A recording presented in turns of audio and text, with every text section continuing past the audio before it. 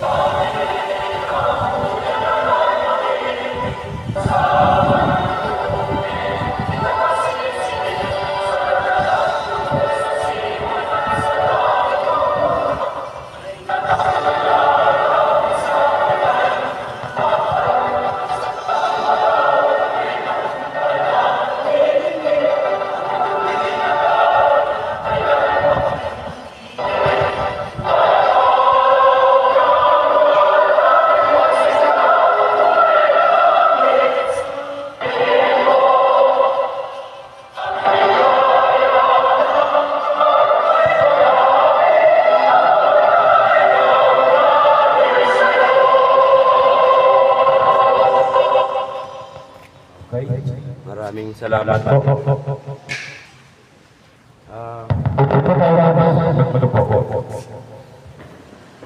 Ang pananalan ay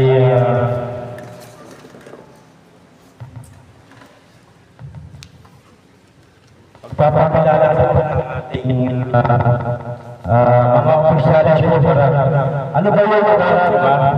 Siyempre, tatanong kayo, ano ibig sabihin ng RAM? Patingin ninyo, ano ba ibig sabihin ng RAM? Siyempre, hindi nyo ba alam? Diba? Okay. Tatapalala ko na sa inyo kung sino yung bumubuo ng RAM.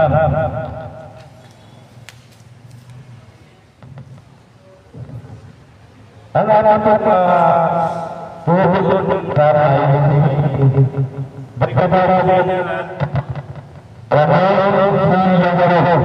siya po na natin chairman. Tapos yung ating ay sususuyo ay kamamaro siya po yung ating presidente sa RARA. Tapos yung pari-pari ng RARA ay sususuyo ng RARA Alfredo Andes.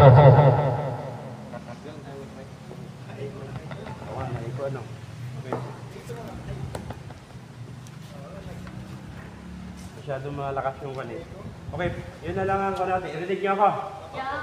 Okay. Mas maliwanag pa. Okay, ulitin ko kasi garal-garal yung dating, di ba? Ang national chairman ng RAM ay si Brigadier General Ramon C. Yugyug. Siya po yung ating chairman sa RAM. Tapos yung sa national president ng RAM, si Teodoro Camacho Deport. Siya po yung overall president ng RAM sa buong Philippines at international po yun. Ang ating General Secretary po ay si Brigadier Alfredo B. Andes. For General po ang namumuno sa ating sasalihang RAM. Okay? Sila po yung bubuo ng RAM. Okay? Siyempre, ako po yung pinadala nila dito para orientation kayo, ipaliwanag sa inyo ano ba yung layunin ng RAM. Diba? Pagpapakilala muna po ako. Ako po si Joel Ramos, taga San Pablo, Laguna. At ako po yung coordinator ng RAM dito sa Laguna, Quezon. May busy po yung ating admin ng staff. Kami po yung pinapadala sa mga gustong sumali sa ating samahan. Kaya, ito, yung member namin to, sa Lucena, sa Bara. At yung may chapter na rin po tayo sa Lucena. Sila naka-attend kasi nagkasabay ng activities yung ating mga kasama na mga ibang grupo ng RAM. At hindi rin nakarating yung ating admin staff dahil nasa hulog sila ngayon. Kaya ako yung pinadala para i-orient kayo, ipaliwanag sa inyo ano ba ang layunin ng RAM. Okay? Dalig niyo ako? Okay.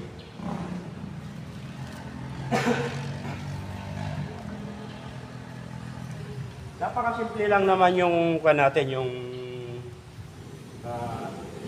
ulang lang ang ating grupo ng RAM paano makakatulong sa ating komunidad. Dito, uupo lang kayo, may kinig kayo, tapos kung ano yung mapangin nyo, pwede kayo mag-recruit dito. Dahil dito, wala kayong ilalabang na kahit sino. Dahil makaupo lang kayo, may hindi na kayo. Papakainin pa namin kayo. Diba? Kaya, bukod doon, yung certification na libre ho yun, libre. Walang bayad. Upo ka lang, atin ka lang. Meron ka ng certification na makukuha para tanggap. Ang may bayad lang talaga dito kasi PVC ho kasi yung ID.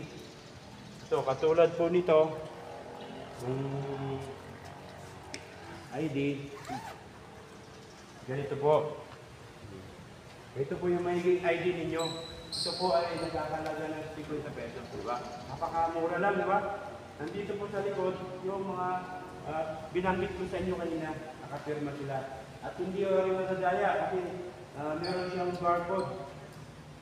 Nakapangalan lang mismo sa iyo. Okay? Ito yung katunayan na pag kayo ay member ng RAM, pag may problema, i-scan lang ito ng main office natin sa RAM sa Maynila, magkakaroon na kayo ng benefit doon. Okay? Tutungo tayo ngayon doon sa ano yung magiging beneficio nyo pag kayo ay sumali sa RAM. Okay? Ang initial benefit, yan, babasa mo lang, binigay sa inyo. Ang initial benefit natin ay hindi naman natin hinahad na tayo magiging ng dugo. Di ba? In case na magkakaroon ng problema, ang pamilya natin at member kayo ng RAM, matutulungan tayo. Di ba? Huwag mo sasabihin na hindi ka makangailangan. O wala, may kapag-ayakan tayo, nangangailangan ng dugo, ay member ka ng RAM. I-scan lang yung pangalan mo, kaya walang pinipili kung sino man gusto sumali, bata, matanda. Sa marunong pwede dito sumali. Kaya, number one, ang magiging benefit natin kapag nag-member tayo, pwede tayo magsabi, yung free blood RAM well bank. May sariling blood bank ang RAM. O, ngayon, pag naliba sa Red Cross, kailangan ka mo nang magpapulang dugo. Para palitan, di ba? Ha? O, mag-member ka rin doon. Kailangan mo na ka rin dugo. Kung dudulit ka ng dugo, di ba? O, sa atin, ganon din yung sistema. Yung gusto. Pero kay English na talagang hindi pwedeng punang dugo. Wala namang problema dun eh. Hindi ka mamaktulit kung ano. Bibigyan ka pag ikaw ay member ng RAM. Okay? Tapos, Number Number two. natin sa Red Cross. Sa Red Cross po ay binibilan dito. Binabayaran. oh, May bayad. sa record may bayad. Dito, may ID ka lang, libre lahat yun, wala kang gagastusin. Di ba? Okay ba yan? Kasi hindi natin inaasahan yung mga pangangailangan natin pag nagkaroon ng problema. At least tayo, meron tayong nakareserva. May nakaanda tayo kung na magkaroon ng problema. Pero hindi natin inaasahan yun. Kailangan lagi tayo malusog ang ating pangatawan. Nasa sarili natin yung pag-iingat. Okay?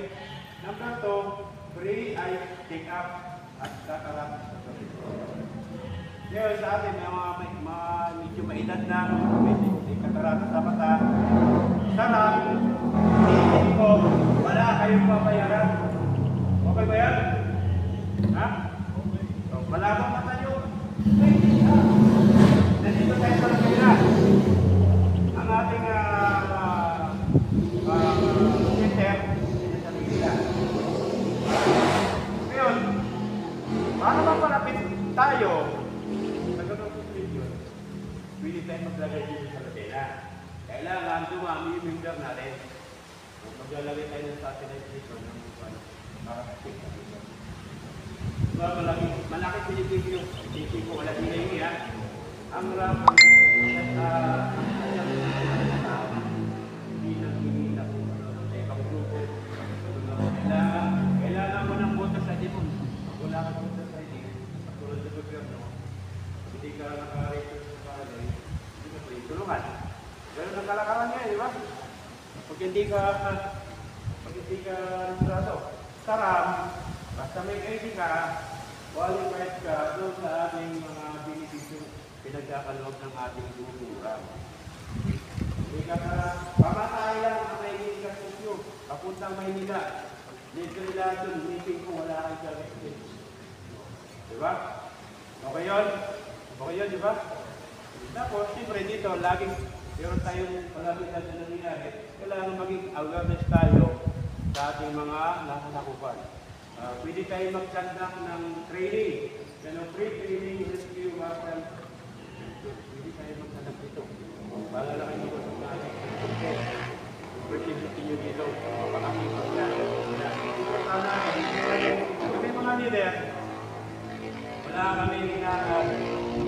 Ano pa man, yung makatulong sa ating kapwa. Hindi kami binabayaran dito para matiin mo. Wala akong bayad. Public service. Public service. Yung ginagawa namin dito. Masaya na sa kalooban namin na kami ay nakakatulong sa aming kapwa.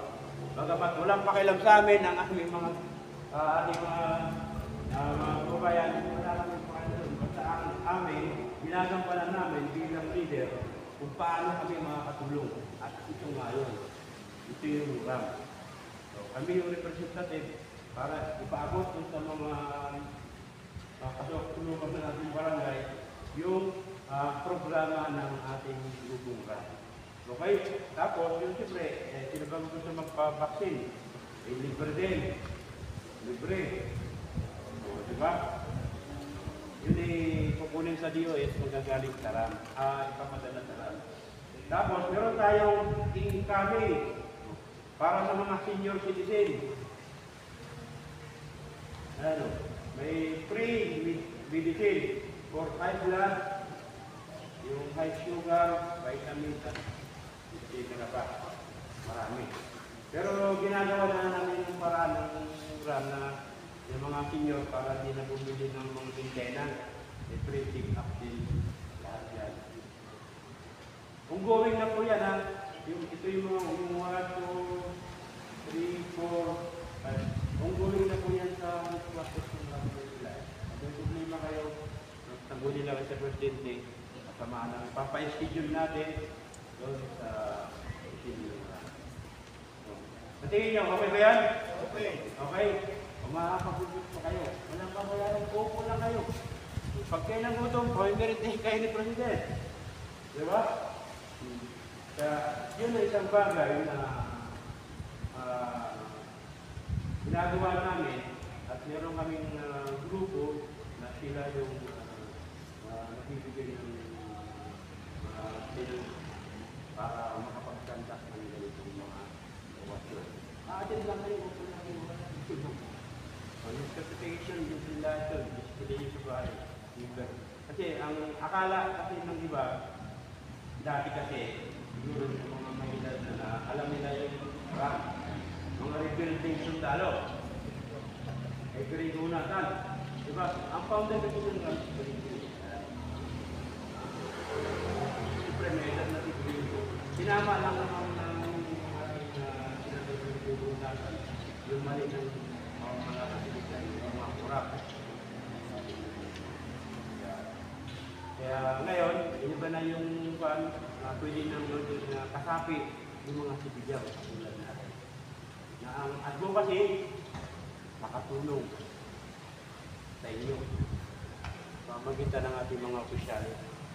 Kaya, yun lang ang napakasimple. Ngayon, may tanong kayo doon, ito kong sinabi ko. May tanong kayo?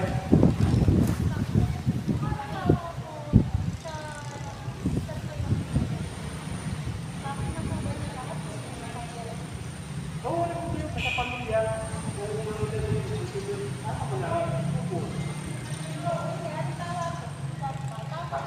problema. Oo, basta wala problema yun. Membro ng pamilya mo, nagkaroon ng kailangan ng tubo, pakita mo na yung ID na tutunan natin at tutunan dito. Wala problema yun. Oo, pamilya. Tapos,